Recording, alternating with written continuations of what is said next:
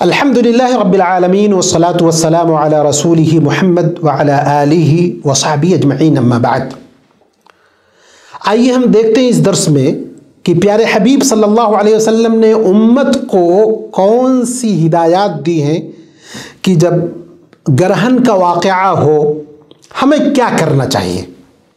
پہلی چیز، یہ ساری چیزیں حدیثوں سے ثابت ہیں اور ان میں سے اکثر بخاری اور مسلم کی روایتیں ہیں، تو ان میں 10 چیزوں کا تذکرہ میں کروں گا جن کا ذکر حدیثوں میں آیا ہوا ہے۔ پہلی چیز، آپ صلی اللہ علیہ وسلم نے یہ فرمایا ان الشمس والقمر آیتان، کہ اللہ کی نشانیاں ہیں چاند اور سورج۔ مطلب یہ کہ یہ خالق نہیں مخلوق ہیں، مالک نہیں مملوک ہیں، یہ اپنے ارادے کے مالک نہیں، ان کا مالک و خالق اللہ ہے، جب چاہے ان کو بے نور کر سکتا ہے۔ دوسری چیز، لا ينکسفان لموت احد ولا لحیاتی۔ زمانے جاہلیت میں لوگوں کے ذہن میں یہ تھا کہ جب کسی بڑے کی پیدائش یا موت ہوتی تھی تو سورج یا چاند گرہن ہوتا تھا۔ آپ صلی اللہ علیہ وسلم نے جاہلیت کے اس عقیدے کو رد کیا اور کہا ایسی بات نہیں ہے۔ اللہ رب العزت والجلال اس کے ذریعے بندوں کو خوف زدہ کرتا ہے کہ اپنے گناہوں سے باز آ جائیں۔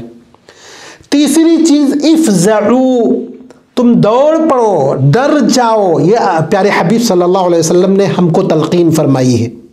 یہ نہیں کہ چشمے خرید کر کے نظارہ بازی کرو یا اس کو ایک طبعی چیز، عام اور عادی چیز گردانو اور اس کو انجوائے کرو، یہ نہیں، یہ نبی اکرم صلی اللہ علیہ وسلم نے ہم کو تلقین نہیں فرمائی۔ ہم کو یہ تلقین، افزعوا، ڈر جاؤ، جلدی سے اللہ کے لیے دوڑ پڑو، نماز کے لیے دوڑ پڑو، مسجدوں کا رخ کرو۔ چوتھی چیز ہے فدعوا اللہ، ایسا جب ہو جائے اللہ سے دعا کرو، اور اللہ کا اعلان ہے قل ما يعبأ بكم ربی لولا دعاؤکم، اگر تمہاری دعائیں نہ ہوتی تو اللہ کو تمہاری کوئی پرواہ نہیں ہوتی۔ تو دعا بہت بڑی چیز ہے۔ اور پانچویں چیز ہے کبروا، اللہ کی بڑائی بیان کرو، اور واقعی اللہ کی کبریائی، بڑائی، ثنا، حمد کا مستحق ہے، خصوصاً ایسے مواقع پر کہ اللہ قادر مطلق ہے، جب جو چاہے وہ کر سکتا ہے۔ چھٹا جو کام ہے یا چھٹی جو نصیحت ہے وہ ہے وصلوا، اور نماز پڑھو، جیسا کہ صلاۃ کسوف یا گرہن کی نماز کے بارے میں عرض کیا گیا۔ وہ نماز ہم کو چاہے انفرادی طور پر، چاہے اجتماعی طور پر، چاہے گھر پہ، چاہے مسجد میں، فوراً ادا کرنی شروع کرنی چاہیے۔ یہ پیارے حبیب صلی اللہ علیہ وسلم نے کر کے بھی بتلایا اور ہم کو تلقین بھی کی۔ ساتویں نصیحت ہے وتصدقوا، اور صدقہ دو، اور حدیثوں میں آتا ہے ان الصدقۃ تطفئ غضب الرب، اب بعض روایتوں میں صدقۃ السر ہے کہ صدقہ یہ اللہ کے غضب کو ٹھنڈا کرتا ہے، اللہ کے غصے کو ٹھنڈا کرتا ہے۔ اسی طرح 8ویں نصیحت جو فرمائی ہے، اور کسی گناہ کا تذکرہ نہیں کیا، ان روایتوں میں صرف ایک گناہ کا تذکرہ کیا، وہ یہ کہ اللہ رب العزت والجلال غیرت مند ہے ان یزنی عبدہ او امتہ۔ اپنے اس خطبے میں، گرہن کے خطبے میں آپ صلی اللہ علیہ وسلم نے فرمایا کہ اللہ کو غیرت آتی ہے کہ اس کا کوئی بندہ یا بندی زناکاری کرے۔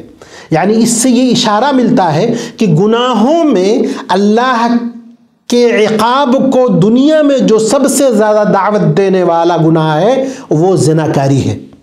اس سے اللہ رب العزت والجلال ہم کو محفوظ رکھے اور ہمیں بچنا چاہیے۔ 9ویں چیز ہے العتاقہ، گردن آزاد کرنا۔ ایسے موقع پر پیارے حبیب صلی اللہ علیہ وسلم نے گردن آزاد کرنے کی نصیحت فرمائی اور وصیت کی، اور حدیثوں میں آتا ہے کہ جس نے ایک گردن آزاد کیا تو اللہ رب العزت والجلال اس کے گردن کو جہنم کی آگ سے آزاد کر دے گا۔